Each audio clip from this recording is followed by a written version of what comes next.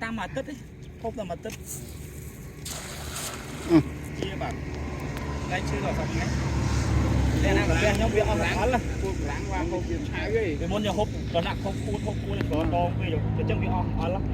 có toàn là quay láng chứ nó biết bây giờ cái đá bay thật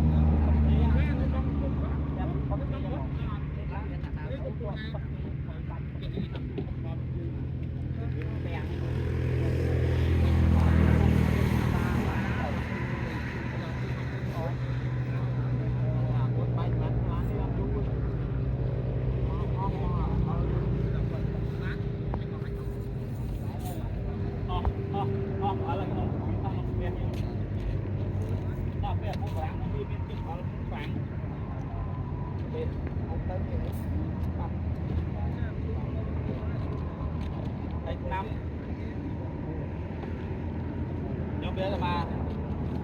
đang đi quay một cô là anh chú tại đây con bạn mà thấy son